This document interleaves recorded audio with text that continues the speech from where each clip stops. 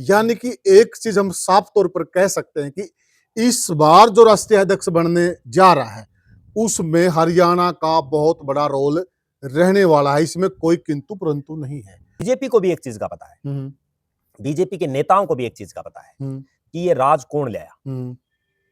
अगर अटल बिहारी वाजपेयी और लाल कृष्ण आडवाणी जी के चेहरे पर राज आता तो 2005 में आ जाता। ठीक बात है। आडवाणी जी और बीजेपी का जो संगठन था उसके चेहरे पर आता तो 2009 में भी आ जाता जी। तो अब जो चर्चाएं हैं इतना निश्चित है कि कोई मोदी का खास बनेगा।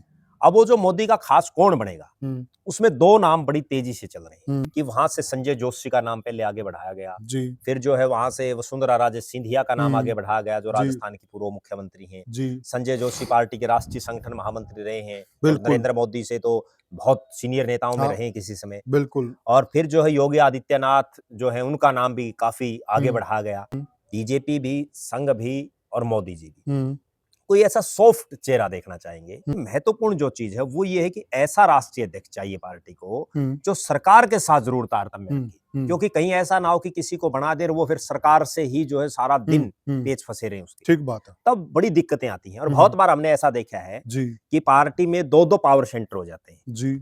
भारतीय जनता पार्टी का सबसे मेन जो कारण है ना आज के दिन उभरने का वो यही है कि यहाँ पावर सेंटर केवल एक है, नरेंद्र मोदी। सही बात कर रहे हैं और जेपी नड्डा। लेकिन अगर देखा जाए तो आज की जो सिचुएशन है कांग्रेस की उसमें कई पावर सेंटर बने हुए हैं। प्रियंका गांधी ने अपना अलग से पावर सेंटर बना रखा है। ठीक बोल रहे हैं। बहुत से लोग एक चीज कहते हैं और मुझे ये कहने में भी कोई गुरेज नहीं कि अमित शाह भी बहुत पावरफुल है, लेकिन अमित शाह की खुद की आज भी ये हिम्मत नहीं है कि वो बिना नरेंद्र मोदी को विश्वास में लिए कोई फैसला करे। कुमारी शैलजा का तो मुझे इतना जो है वो हो रहा है कि जब कोई पार्टी चुनाव हार जाती है तो भी वो हंस रही है। कोई नेता उनकी पार्टी छोड़ जाता है, मैं उनका अभी सुन रहा था कि नेता पार्टी छोड़ गया उनका 2 बार का कैंडिडेट और वो फिर भी हंस रही है। हम सब हरियाणा वासी भी बड़े सौभाग्यशाली हैं कि उन 2 चेहरों में एक चेहरा हरियाणा प्रदेश का है। बहुत बड़ी बात है अपने आप में। नमस्कार साथियों, मैं हूं आपका होस्ट कुलदीप सिंह पुनिया और मैं लेके चलता हूं आपको राजनीति की दुनिया। राजनीति की दुनिया की बात करूं साथियों, विश्व की सबसे बड़ी पार्टी है भारतीय जनता पार्टी। आखिर विश्व की सबसे बड़ी पार्टी का राष्ट्रीय अध्यक्ष कौन होना चाहिए और उसके अंदर क्या योग्यता होनी चाहिए, और जो राष्ट्रीय पार्टी का, इतनी बड़ी पार्टी का राष्ट्रीय अध्यक्ष बनेगा तो उसके कंधों पर भार भी बहुत ज्यादा होगा और उस भार को कौन नेता सह पाएगा। आज मौजूदा बीजेपी के अंदर ऐसे कौन कौन से नेता हैं जो इस दौड़ में बहुत आगे चल रहे हैं और सही मायनों में इस पार्टी का भार उठा सकते हैं। क्योंकि देखिए साथियों, आज भारत के सबसे बड़े भूभाग पर भारतीय जनता पार्टी का राज है और भारतीय जनता पार्टी के अंदर 3-4 पार्ट हैं जो बड़े अहम योगदान देते हैं। सबसे बड़ा पार्ट है आज के दिन सरकार, और सरकार के अंदर आज 2 नेताओं की बड़ी तूती बोलती है, नरेंद्र मोदी और अमित शाह की। दूसरा पार्ट है पार्टी का संगठन और तीसरा पार्ट है संघ। जो इन तीनों से तालमेल बनाकर चलेगा वही इस पार्टी को अच्छे से चला सकता है। ऐसा कौन सा नेता है जो सारे गणितों में फिट बैठेगा, वह हमें बताएंगे वरिष्ठ पत्रकार और राजनीतिक विश्लेषक प्रद्युमन जोशीला जी। प्रद्युमन भाई राम राम। राम राम जी, सभी दर्शकों को नमस्कार, राम राम। प्रद्युमन भाई देखिए, बीजेपी अपने आप को विश्व की सबसे बड़ी पार्टी कहती है जी, और इतनी बड़ी पार्टी है और आज अगर हम स्टेट वाइज गणना करने लग जाएं तो बहुत सारे राज्यों में आज उनका राज भी है। केंद्र में तो वो काबिज हैं ही लंबे समय से। तो आपको क्या लगता है कि ऐसा कौन सा नेता है जो इस पार्टी को आज जहां पार्टी खड़ी उससे आगे बढ़ाए, और सबसे बढ़िया है कि इसमें 3-4 कड़ियां हैं, उन सभी कड़ियों में सामंजस्य बैठा सके। देखो, सबसे बड़ी बात तो ये है किसी भी पार्टी को चलाने के लिए एक ऐसे नेता की जरूरत है, एक ऐसी लीडरशिप की जरूरत है जो, जैसा आपने कहा, ये जो तीनों घटक है मुख्य रूप से, चाहे वो सरकार हो, चाहे वो संगठन हो और चाहे वो राष्ट्रीय स्वयंसेवक संघ RSS हो, और इन तीन के इतर भी जैसे अन्य अनेक से प्रकल्प और हैं जो इनके सपोर्टेड जो है करते रहते हैं। उन सब से तारतम्य बैठा सके, जी क्योंकि पार्टियों में सबसे बड़ी चीज है अनुशासन। बिल्कुल सही कहा। जिस भी पार्टी में अनुशासन नहीं रहता वो पार्टी हाशिए पर चली जाती है। सही बोले। जिसका बहुत बड़ा उदाहरण अगर हम देखें तो चाहे कांग्रेस पार्टी हो, हम्म। आज आप देखो किस तरह से कांग्रेस पार्टी में अलग अलग राज्यों में, यहाँ तक कि केंद्र तक में भी जो बड़े नेता हैं कांग्रेस के, वो भी पार्टी के शीर्ष जो नेतृत्व उसके खिलाफ बोलते रहते हैं, बिल्कुल लेकिन सही कहा। कोई अनुशासनात्मक कार्रवाई किसी के ऊपर नहीं हो रही। जी जबकि तमाम राजनीतिक दलों में एक अलग से अनुशासन विंग होती है, उसका काम ही ये है कि कौन अनुशासनहीनता कर रहा है बिल्कुल सही उसको बात। नोटिस दिया जाए, फिर उसको पार्टी से निकाला जाए। लेकिन ऐसा पिछले कई सालों से हम देख रहे हैं, तो खुद पार्टी छोड़ जाए और फिर उसको निकाले, वो एक अलग बात है। ठीक बात है। पार्टी को छोड़ने से पहले जब उसका सुरसुराट शुरू होता है कि ये जाएगा और ये अनाप शनाप बयानबाजी कर रहा है, तो आज तक कोई किसी पार्टी में ऐसी हिम्मत नहीं होती कि उसको बहुत पहले निकाल दे। जी अब सबसे मेन चीज तो ये है कि पिछले लगभग 11 साल के आसपास का कार्यकाल अभी हो जाएगा जी मोदी जी को प्रधानमंत्री बने हुए, और बीजेपी की केंद्र में लगातार ये तीसरी सरकार है। जी तो सबसे महत्वपूर्ण जो चीज है वो ये है कि ऐसा राष्ट्रीय अध्यक्ष चाहिए पार्टी को जो सरकार के साथ जरूर तारतम्य रखे, क्योंकि कहीं ऐसा ना हो कि किसी को बना दे और वो फिर सरकार से ही जो है सारा दिन पेच फंसे रहे उसके, ठीक बात है। तब बड़ी दिक्कतें आती हैं। और बहुत बार हमने ऐसा देखा है जी कि पार्टी में दो दो पावर सेंटर हो जाते हैं। जी भारतीय जनता पार्टी का सबसे मेन जो कारण है ना आज के दिन जी उभरने का, वो यही है कि यहाँ पावर सेंटर केवल एक है, नरेंद्र मोदी। सही बात कर रहे हैं आप, बिल्कुल सही और बात कर रहे हैं। जेपी नड्डा भले ही राष्ट्रीय अध्यक्ष हैं, कार्यकाल भी उन्होंने पूरा किया है, बिल्कुल सही लेकिन बात। देश के कितने लोग जानते हैं? बहुत से लोग तो ऐसे हैं जो राजनीति करते हैं, उनको ये नहीं पता मिलेगा कि बीजेपी का राष्ट्रीय अध्यक्ष कौन है, और उसका प्रद्युमन पूरा नाम क्या है। और प्रद्युमन भाई, जो आपने गजब की बात कही कि जी। बीजेपी का आगे बढ़ने का सबसे बड़ा कारण ये है कि इस पार्टी में अनुशासन और पावर सेंटर एक है। जी और दूसरी तरफ देखा जाए तो देश की सबसे पुरानी पार्टी जी और जिसने बरसों तक हिंदुस्तान पर राज किया, जी कांग्रेस पार्टी। जी आज जो कांग्रेस पार्टी धीरे धीरे गर्त में जा रही है, कांग्रेस पार्टी की जो यहाँ तक सिचुएशन आ गई है जी कि आज उसके बारे में मीम बनने लगे हैं, जी तो उस पार्टी का नीचे जाने का सबसे बड़ा कारण यही है कि वहां पावर सेंटर कई हो गए।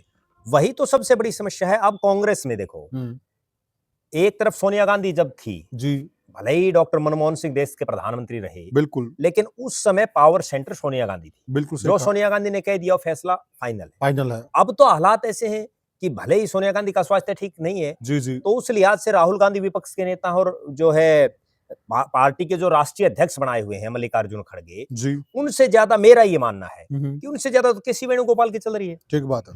भाई, हर कह रहे जगह। और केसी वेणुगोपाल का कितना बड़ा राजनीतिक कद है, हैं। कितना बड़ा उनका ओरा है, उन्होंने कितने राज्य जिता दिए, जी क्या कर दिया उन्होंने राजनीति में। बिल्कुल। लेकिन अगर देखा जाए तो आज की जो सिचुएशन है कांग्रेस की, जी उसमें कई पावर सेंटर बने हुए हैं। प्रियंका गांधी ने अपना अलग से पावर सेंटर बना ठीक रखा है। ठीक बोल रहे हैं, बिल्कुल बहुत सही से बोल लोग एक चीज कहते हैं, रहे हैं।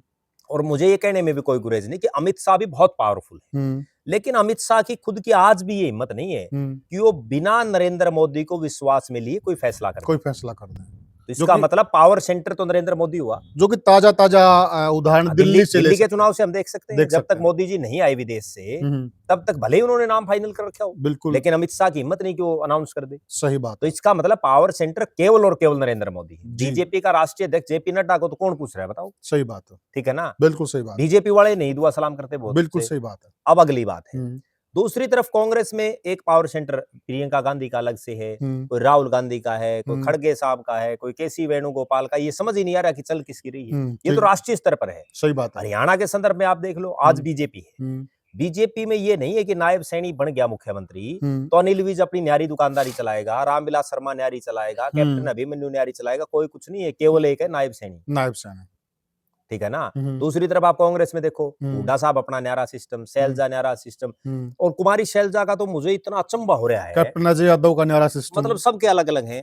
कुमारी शैलजा का तो मुझे इतना जो है वो हो रहा है कि जब कोई पार्टी चुनाव हार जाती है तो भी वो हंस रही है। कोई नेता उनकी पार्टी छोड़ जाता है, मैं उनका अभी सुन रहा था कि नेता पार्टी छोड़ गया उनका 2 बार का कैंडिडेट, और वो फिर भी हंस रही है। और उन्हीं मतलब वो सीरियस ही नहीं है, तो किस तरह की राजनीति वो करेंगे। ठीक बात है। इसलिए और प्रद्युमन भाई, यही सही हो रहा कांग्रेस का था। नेता खुद कांग्रेस को जब सीरियस नहीं ले रहे हैं जी, नेता जब हालातों को सीरियस नहीं ले रहे हैं जी, फिर जनता भी उनको सीरियस क्यों ले? बिल्कुल, इसलिए जनता ने सीरियस लेना बंद कर दिया। अब तो ये हालात है कि सबसे मेन चीज है, और पुनिया साहब ये कहने में मुझे कोई संकोच नहीं, दर्शक देख रहे हैं वो भी कमेंट करके जरूर बता सकते हैं। हम जो घर चलाते हैं ना अपना, अगर उस घर में भी अनुशासन नहीं है तो घर नहीं चल सकता। बिल्कुल सही बात है, जो छोटी सी इकाई है। बिल्कुल, इसमें 2, 4, 5, 10 जो बिल्कुल। सदस्य रहते हैं घर के, और वहां भी अनुशासन सबसे जरूरी और है। पार्टी और संगठन तो बहुत बड़ी चीज पार्टी में तो लाखों लोग हैं, बिल्कुल ठीक सही है। बात अब जिस तरह से बीजेपी की मेंबरशिप हो तो करोड़ों लोग हो रहे हैं, सही बात ठीक है। तो उस लिहाज से अनुशासन सबसे बड़ी चीज है। सही बोले आप। तो मेरा ये मानना है कि बीजेपी अगला जिसको भी राष्ट्रीय अध्यक्ष बनाएगी जी, एक तो कोई कंट्रोवर्सी पैदा नहीं करना चाहता, ना संघ करना चाहता, ना बीजेपी करना चाहता, बीजेपी का संगठन, ना नरेंद्र मोदी और सरकार करना चाहती। इसलिए टाइम भी शायद इसलिए लग रहा है। पीछे बार बार इस तरह की चर्चाएं चली, वरना तो जेपी नड्डा का कार्यकाल तो काफी समय हो गया, खत्म बिल्कुल हुए, बिल्कुल बहुत समय हो गया। जो समय लगा ठीक जा है। रहा है वो इसी वजह से लगा। अब पहले 15 फरवरी की डेडलाइन रखी गई, जी, फिर ये आया कि संक्रांत से पहले पहले हम कर हाँ, देंगे, यस। फिर दिल्ली का चुनाव आ गया। अब ऐसा लग रहा है कि होली से पहले पहले ये करने की तैयारी में है।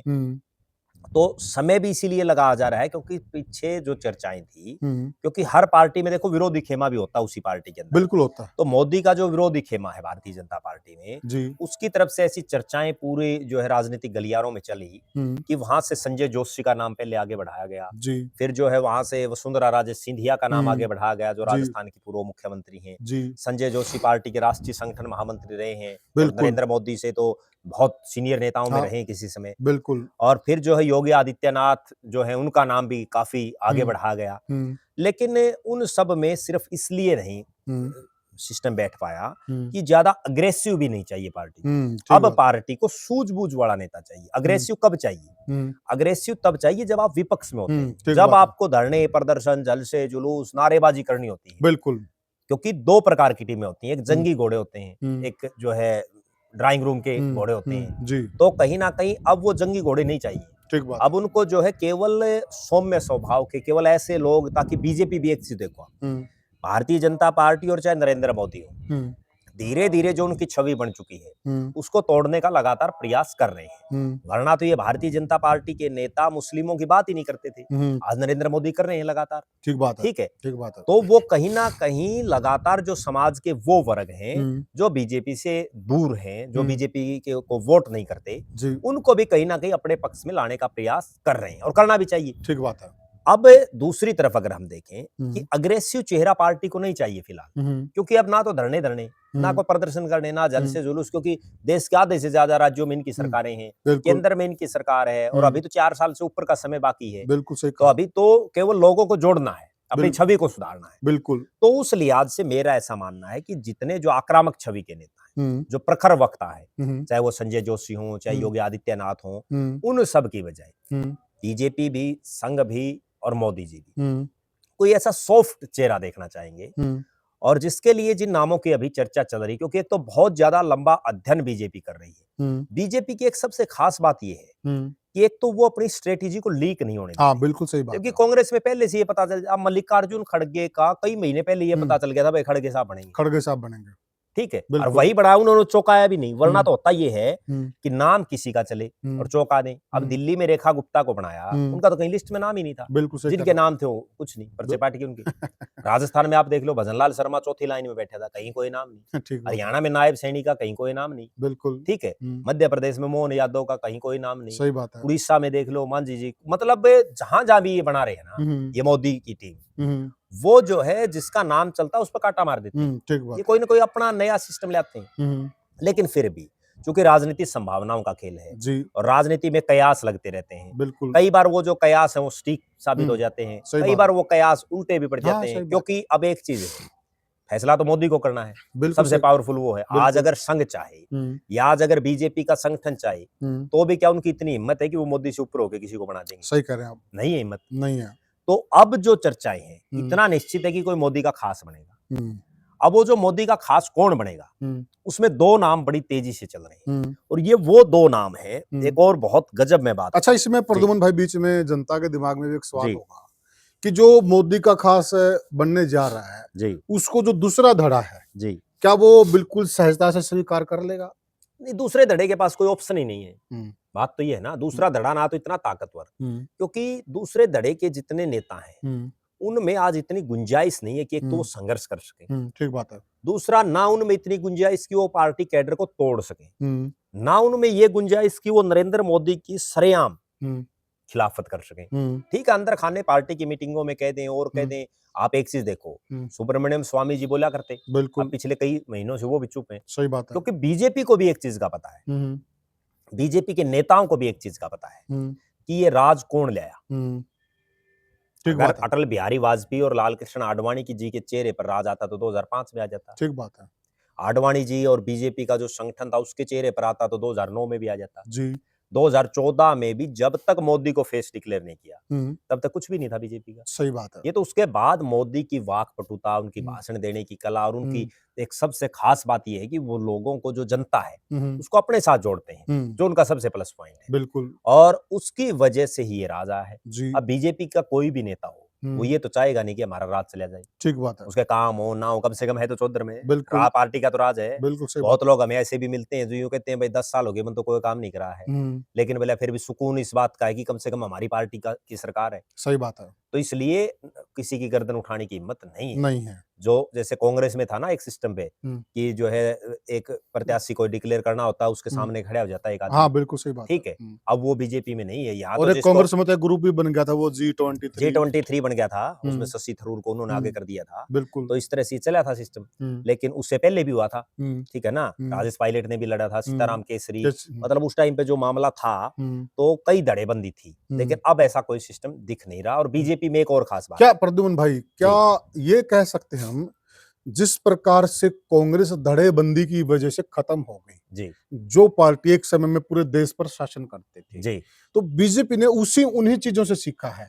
वो जो अनुशासनहीनता कांग्रेस को ले डूबी, तो इनका कहीं न कहीं वे जो चीजें उन्होंने वहां देखी जी, तो इन्होंने बार बार इन चीजों का पूरा प्रयास देखा। हम देखते भी हैं कि हमारे अंदर ऐसी चीज ना हो जाए फिर हम भी बैठ जाएं घर पे। देखो बीजेपी और कांग्रेस में एक अंतर मैं बताऊं, अभी नगर निगम का चुनाव चल रहा है जी।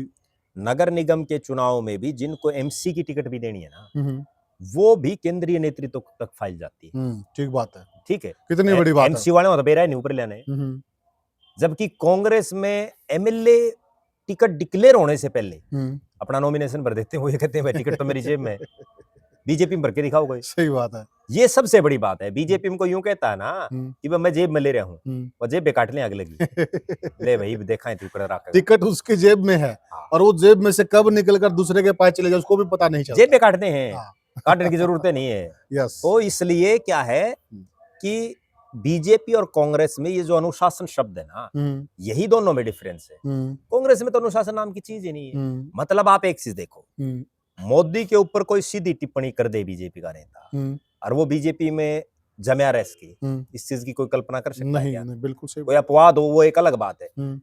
और कांग्रेस में लोग सारा दिन राहुल गांधी को ये कहते हैं भाई ये तो पप्पू है, ये कुछ कर ही नहीं पा रहा। ठीक बात है। एक को भी नहीं निकाल रहे, लगातार ये बातें चल रही है भाई इस राहुल की वजह से हम हार रहे हैं चुनाव। ठीक बात है। किसी को नहीं निकालने की हिम्मत, और वो छोटे छोटे नेता तक भी करते हैं, ठीक बात उन तक को भी निकालने की हिम्मत नहीं है।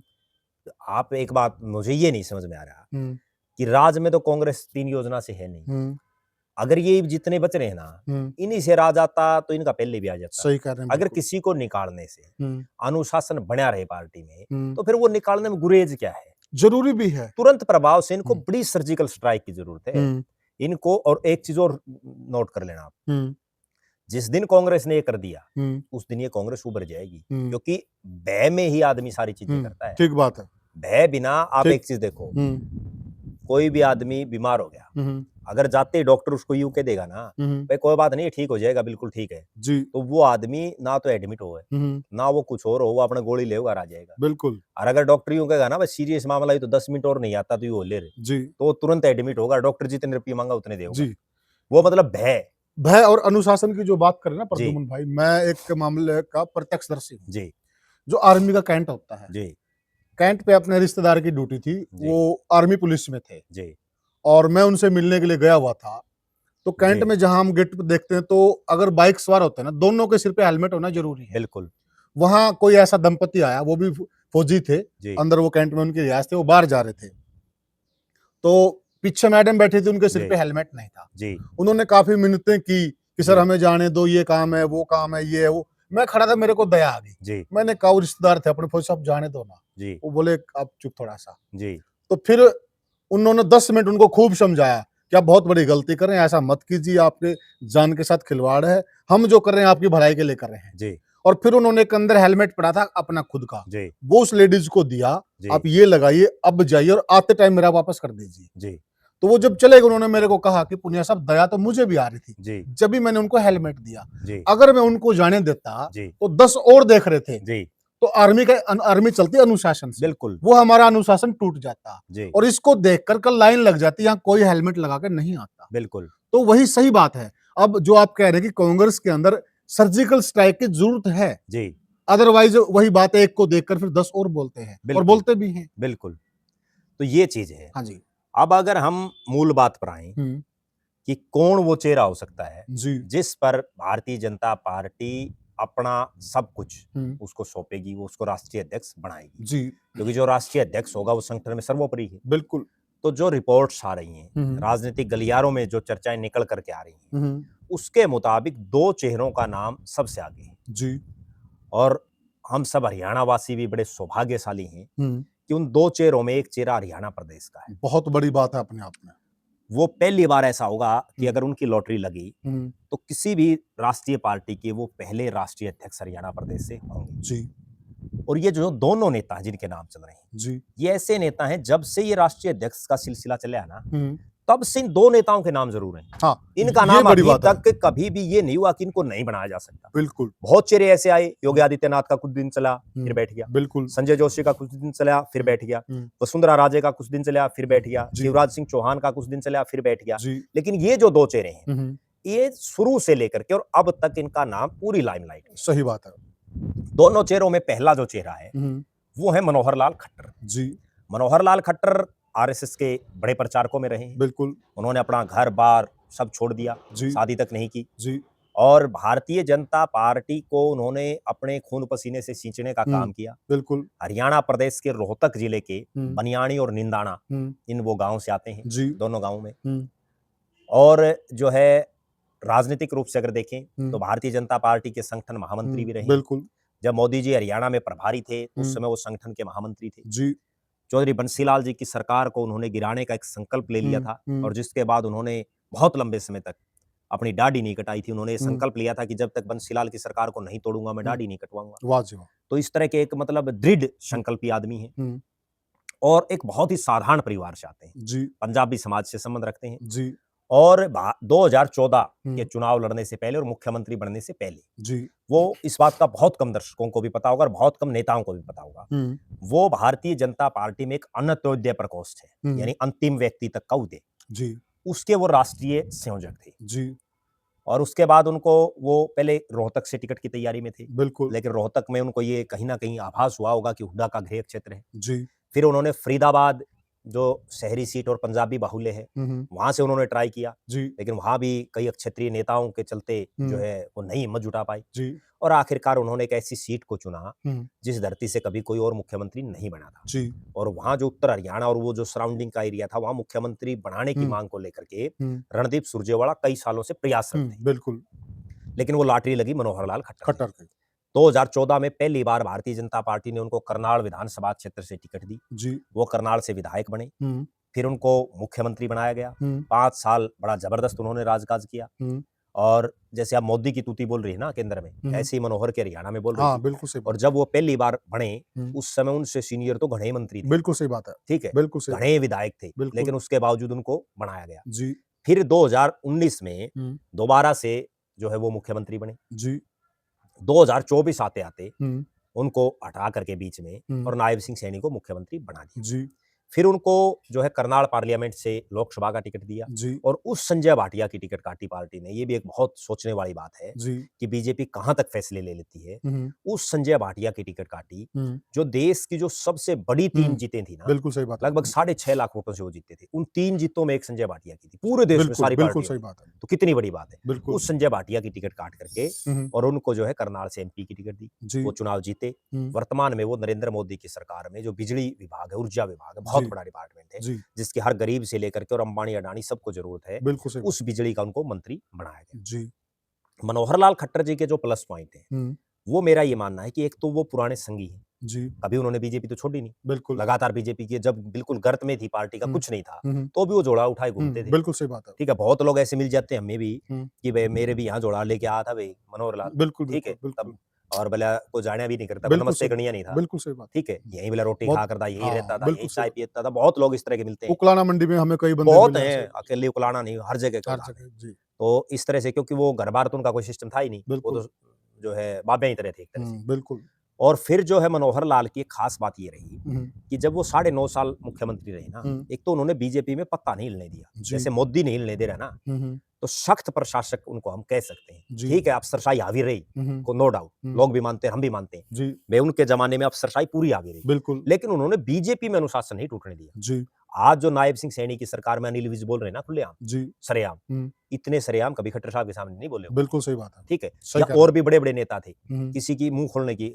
हिम्मत नहीं थी और मनोहर हम्म, लाल जी का तो मैंने यहाँ तक देखा है, हम्म, नायब सिंह सैनी तो लोगों के बीच में रहते हैं, हम्म, उनको खूब नमस्ते लेते हैं, उनसे जो है खूब वो करते हैं। हम्म, खट्टर साहब तो लोगों से मिलते ही नहीं थे, मिलते ही नहीं थे। उनकी कोठी के भी दरवाजे बंद, जब किसी कार्यक्रम में आ जाते तो भी कुछ नहीं। हम्म, हिसार रेस्ट हाउस का एक वाकया बताता हूँ मैं आपको, हम्म, जब वो पहली बार मुख्यमंत्री बने, जी तो वो हिसार आई, वो दिसंबर की 9 दिसंबर के आसपास की है शायद, 9 हम्म, दिसंबर था। अच्छा तो ये रामपाल महाराज वाला मामला उस समय चल रहा था। जी वो हिसार रेस्ट हाउस में आए हम्म, और चूँकि मुख्यमंत्री पहली बार आ रहे हैं, जी जी तो सैकड़ों लोग, हम्म, कोई बुक्के ले रहा, कोई गिफ्ट ले रहा, कोई कुछ ले रहा और पुराने संगी भी, बहुत हम्म, से ऐसे लोग भी मिले, "भई मेरे दलिया पिया करता, भई खट्टर साहब तो, भई मेरे रहा करता, मेरे सोया करता", इस तरह की हम्म, बातें। बोले हाँ अपना तो खास है, बोले हाँ अभी मिलेंगे। हम बाइक पे इकट्ठे वो घूमते थे, मतलब स्कूटर पे हज़ारों घूमते थे। रुपए के बेशकीमती गिफ्ट तक लोग ले रहे। हम्म, बोले अभी देंगे भाई खट्टर साहब को। हम्म, और मैं खुद वो प्रत्यक्षदर्शी हूँ। हम्म, उनकी पूरी लंबी लाइन लगा रखी हम्म, और खट्टर साहब आए निकल हम्म, के, हम्म, उन्होंने उनकी तरफ मुँह भी नहीं करा। जी वो जिनके पास रहा करते, जिनका दलिया पिया करते, जी उनकी तरफ उन्होंने मुँह भी नहीं करा। जी और वो नो जैसे सावधान नहीं चलता आदमी, हम्म, बिल्कुल यूँ होके अंदर हम्म, चले गए कार्यक्रम में। हम्म, वो बैठे रहे, हम्म, "दे जाओ माँ भैया भूखे उल्टे पैसे दिया खट्टर साहब तो ले नहीं।" तो वो इस तरह के आदमी थे हम्म। कि जनता से ज़्यादा सा उनका जुड़ाव नहीं था। एक किस्सा वो भी है कि जब जी, पंजाबी समाज का कोई सम्मेलन था, जी, उनको वो इनवाइट करने के लिए चले गए, जी। तो वो बड़ा रोचक उन्होंने बोल दिया था कि देखिए मैं तो प्रदेश का बेटा हूँ, ना कि एक समाज का बेटा हूँ। बहुत हैं इस तरह के किस्से। बिल्कुल। खुद वो अपने रिश्तेदारों तक को जो है वहाँ सीएम हाउस में जब कोई मिलने हुँ, जाता था तो उनसे बात नहीं करते थे। बिल्कुल, उनको अंदर तक नहीं बढ़ने दिया जाता था। बिल्कुल सही बात। एक रिश्तेदार है उनका हुँ, और वो अपने गाँव के जैसे नु थोड़ा यूँ हो जाता है भाई मुख्यमंत्री हमारा हुँ, है, हुँ, रिश्तेदार है तो एक हुँ, हवा भी सीमा आ जाता आदमी वो 20, 30, 50 आदमी लेके आपके गाँव के कोई स्कूल का वो करवाना था अपग्रेड। हुँ, बोले भाई खट्टर साहब तो अपना ही है, हुँ, भांजा है बोले। हुँ। वो ले गया और पढ़ने को दिए खट्टर साहब ने। तो बाद में वो अखबारों में छपती रही खबर। तो इस जी, तरह के थे। जी, तो लिहाजा खट्टर साहब देखो प्योर संघी, प्योर भाजपा इसमें कोई शक नहीं है। जी, मोदी के बड़े खास हैं, हुँ, उनके बड़े विश्वास पात्र हैं। जी। और उनकी मैं सबसे जो बड़ा बिंदु शायद इनका प्लस पॉइंट यही है कि ये मोदी के खास हैं। इनके 2 बिंदु हैं, हाँ, एक तो ये है, हुँ, दूसरा इनका एक खास बिंदु और है, हुँ, मोदी के बिना ये पत्ता भी नहीं हिलाएँगे। हुँ, जी, मोदी को तो और क्या चाहिए? बिल्कुल यही अब जैसे चाहिए। जगत प्रकाश नड्डा है, हुँ, जेपी नड्डा, हुँ, उसका जो 3 साढ़े 3 साल, 4 साल का जो कार्यकाल रहा, कोई पत्ता हिला उसने? नहीं बिल्कुल भी कभी नहीं। एक शब्द भी उसने ये कहा हो हुँ, कि भई देश की सरकार में हमारी ये कमी है और हुँ, हम बीजेपी का मैं राष्ट्रीय अध्यक्ष होने के नाते हुँ, हमारे संगठन के कार्यकर्ताओं की पूछ नहीं हो रही हुँ, और मैं ये आवाज़ नरेंद्र मोदी जी के सामने उठाऊँगा। जी। आज तक भी नहीं कहा, हिम्मत ही नहीं है। हिम्मत एक और देखिए वो बीजेपी के राष्ट्रीय अध्यक्ष हैं प्रद्युम्न जी। जी, कोई हरियाणा का ही नेता हमें बता रहा था। जी, वो मिलने के लिए चले गए। जी, देखा जाए तो सारी पावर अध्यक्ष के हाथ में होती है। जी, फैसला तो उन्हीं ने करना है। जी, उन्होंने उनको क्या जवाब दिया कि मैं फैसला तो नहीं ले सकता अभी, जी, लेकिन मैं विचार-विमर्श करके बताऊँगा। जी, उन्होंने कहा जी आपने किसके साथ विचार-विमर्श करना है? आप तो आल इन आल हैं। जी, आप बता दीजिए अभी। बोला जी। नहीं जी मैं आपको विचार-विमर्श करके बताऊँगा। वो डायरेक्ट वे में ये तो नहीं कह गए मैं अपने आका से पूछूँगा। लेकिन उनका इशारा साफ था। नहीं तो वो बीजेपी का जो नेता का उसको भी समझ लेना चाहिए। हाँ, बिल्कुल। ठीक है ना? हुँ, क्योंकि जेपी नड्डा तो सिर्फ़ एक वो रबर स्टैम्प है एक तरह रबर से। स्टैम्प है। फैसले सारे मोदी ने करने हैं। बिल्कुल, बिल्कुल। तो मनोहर लाल की सबसे खास बात यही है हुँ, और जिसकी वजह से वो नंबर 1 पर बने हुए हैं। हुँ, आज भी नंबर 1 पे हैं। हुँ, उनको बनाने से पार्टी हुँ, पंजाबी समाज को भी साधेगी हुँ, क्योंकि अभी ये चर्चाएँ थी कि दिल्ली में पार्टी किसी पंजाबी समाज हुँ, के चेहरे को भी बना सकती है, हुँ, लेकिन उन्होंने नहीं बनाया, अग्रवाल समाज से बनाया। जी, और इसके अलावा जो है मनोहर लाल जी चूँकि देश के अलग-अलग हिस्सों में हुँ, घूमे हैं, हुँ, आरएसएस के प्रचारक के तौर पर, जी, जी, तो उनका जुड़ाव लोगों के साथ तो है ही। ठीक है, बिल्कुल। वो ना मिलते हों, वो एक हुँ, अलग बात है, बिल्कुल। लेकिन नाम बड़ा है हुँ, और उनका नाम सबसे ऊपर दिख रहा है। जी, दूसरा जो चेहरा है, हुँ, वो है ये उत्तर भारत से आगे हुँ, और वो आगे दक्षिण भारत से। दक्षिण भारत से। वो हैं धर्मेंद्र प्रधान। जी, खट्टर साहब तो वरिष्ठ नेताओं की गिनती में आ गए, बिल्कुल, बिल्कुल। उम्र उनकी वरिष्ठता में चली गई हुँ, हुँ, और धर्मेंद्र प्रधान युवाओं में हैं अभी, जी, ठीक है? हुँ, और वो वरिष्ठ जो हैं उनमें नहीं पहुँचे हैं। बिल्कुल। अगर किसी जो है 60 साल से नीचे की उम्र के नेता को बनाना हाँ, होगा प्रद्युम्न भाई वो एक जी, नेगेटिव पॉइंट भी है इनका, वो भी दर्शकों से साझा कीजिए कि अगर खट्टर साहब नहीं बनते हैं तो उनकी उम्र की वजह से नहीं बनेंगे वो। हाँ, ये एक चीज हो सकती है, वो उनको उम्र आड़े आएगी, क्योंकि जी बिल्कुल, क्योंकि बीजेपी को यंग ब्लड चाहिए, यंग ब्लड चाहिए। और ठीक है धर्मेंद्र ना? प्रधान के मामले जब में ये बात रहेगी। 2029 में चुनाव होगा, तो उनको ऐसा आदमी तो चाहिए जो पूरी तरह से सक्षम हाँ, हो, बिल्कुल, ठीक है ना? बिल्कुल, क्योंकि 4 साल के बाद उनका उम्र तो और बढ़ेगी। बिल्कुल सही बात। तो धर्मेंद्र प्रधान का जहां तक सवाल, वो उड़ीसा से आते हैं, हुँ, और उनकी गजब बात ये देखें कि वो हुँ, भारतीय जनता युवा मोर्चा के राष्ट्रीय स्तर पर पदाधिकारी रहे, जी, एबीवीपी से आते हैं, ये तो जी, आरएसएस के थे, बिल्कुल, और वो एबीवीपी से आते हैं। जी, जी, एबीवीपी अखिल भारतीय विद्यार्थी परिषद, जी, आरएसएस की ही एक विंग है एक ब्रांच तरह है, से, हाँ, शाखा है। जो जो स्टूडेंट ये हैं, विंग क्योंकि है, उसके हिसाब से खट्टर साहब तो बहुत ज्यादा नहीं पढ़े लिखे, बिल्कुल, तो उस हिसाब से वो उड़ीसा से आते हैं, हुँ, एमएलए रहे हैं वहाँ के। जी, 2004 में वो सांसद भी बने, जी, जब अटल बिहारी वाजपेयी जी की सरकार बनी, हुँ, और उसके बाद उनको मध्य प्रदेश से, ये भी बड़ी रोचक बात है जी, कि उड़ीसा से आने वाले एक शख्स को जी, मध्य प्रदेश से भारतीय जनता पार्टी ने राज्यसभा में भेजा, हाँ, जो बिल्कुल, ये दर्शाता है कि उनका कद कितना बड़ा है। बड़ा है। उसके बाद वो मोदी जी की सरकारों में लगातार मंत्री, कैबिनेट के बड़े पावरफुल, जी, चाहे वो पेट्रोलियम और गैस मंत्री हुँ, हों, शिक्षा बिल्कुल, मंत्री जिसको मानव संसाधन मंत्री कह देते हैं, जी, वो रहे, पार्टी के राष्ट्रीय महासचिव रहे, जी, राष्ट्रीय महामंत्री के नाते कई राज्यों के वो प्रभारी रहे। जी, और उनके प्लस पॉइंट जो हैं, जी, वो एक तो ये है कि वो भी मोदी जी के बड़े करीबी हाँ, हैं, बिल्कुल, और दूसरा उनका एक मुख्य प्लस पॉइंट ये भी है कि जिस दक्षिण भारत में भारतीय हुँ, जनता पार्टी अपने पांव पसारना चाहती है, जी, हालांकि बीजेपी ने पहले भी उस क्षेत्र से राष्ट्रीय अध्यक्ष बनाया था, बिल्कुल, ठीक है, लेकिन अब वेंकैया नायडू को, वेंकैया नायडू को हुँ, बनाया था, बाद में उनको देश का उपराष्ट्रपति भी बनाया, बिल्कुल, लेकिन उसके बाद पिछले कई टर्मों से, हुँ, हुँ, चाहे वो जेपी नड्डा हो, उससे पहले अमित शाह हो, हुँ, उससे पहले नितिन गडकरी हो, उससे पहले राजनाथ सिंह हो, जी, मतलब ये कई बन लिए उनके बाद, तो बिल्कुल, साउथ का नंबर अभी तक आया नहीं। बिल्कुल, तो हो सकता है साउथ के हिसाब से, क्योंकि हुँ, वहां पांव जमाने की जरूरत है, जी, आगामी सालों में वहां चुनाव भी होने हैं कई जी, स्टेट्स में, बिल्कुल सही बात है। तो साउथ, और उधर बीजेपी कमजोर भी, बीजेपी बिल्कुल, को मजबूत भी करना है उस वहाँ चीज़ उनको मजबूती भी मिलेगी, हुँ, और प्योर भाजपा ही हैं वो भी, बिल्कुल, ठीक है? और जो उनको डिपार्टमेंट मिले हैं, हुँ, उनमें भी उन्होंने बहुत कुछ करके दिखाया है। जी,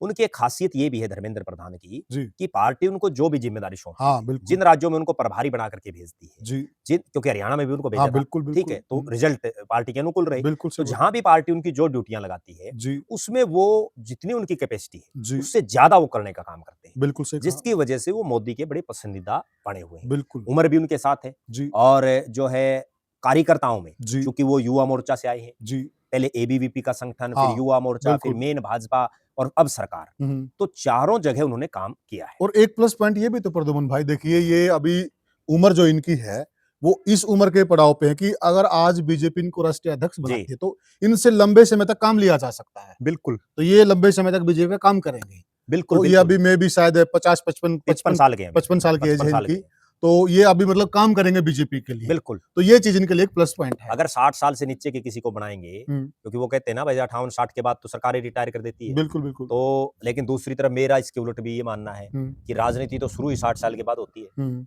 उससे पहले तो अगर कोई बन गया ना एमपी एमएलए, हुँ, तो एक तुक्का लग जाता है। भाई हुँ। ठीक है, वो एक प्लस पॉइंट हो गया उसका। जी, जी। वरना तो 60 साल के बाद ही सही होता है, क्योंकि तब तक आदमी के पास संसाधन हो जाते हुँ, हैं, घर परिवार से उसको जो है दूरी हुँ। बेशक बना सकता है वो। जी, जी, जी। तो कहीं न कहीं जो, परिपक्वता आ जाती हाँ, है। जो धर्मेंद्र प्रधान हैं, हुँ, धर्मेंद्र प्रधान की ये खासियतें हैं, हुँ, और अगर साउथ का किसी को बनाएँगे, हुँ, तो वो धर्मेंद्र प्रधान को बनाएँगे। हुँ, उनके ज़रिए उन तमाम जो क्षेत्र है, हुँ, उसको साधने का भी प्रयास करेंगे, जी, जी। और जो वंचित जो समाज है, हुँ, उसको भी कहीं न कहीं भारतीय जनता पार्टी हुँ, उनके ज़रिए हुँ, साध लेगी, क्योंकि बीजेपी इस तरह के फैसले ले रही हुँ, है। अब बिल्कुल। द्रौपदी मुर्मू को बनाना, हुँ, ठीक है, कहीं उनको मांझी जी को बनाना, जी, कहीं जिस कास्ट का जहाँ बहुत ज़्यादा आधिपत्य ना हो, उनको ये आगे कर रहे हैं। जी। तो उस लिहाज से जो है धर्मेंद्र प्रधान एक बड़ा चेहरा है। बड़ा चेहरा। ये 2 तो हैं मुख्य रूप से। जी।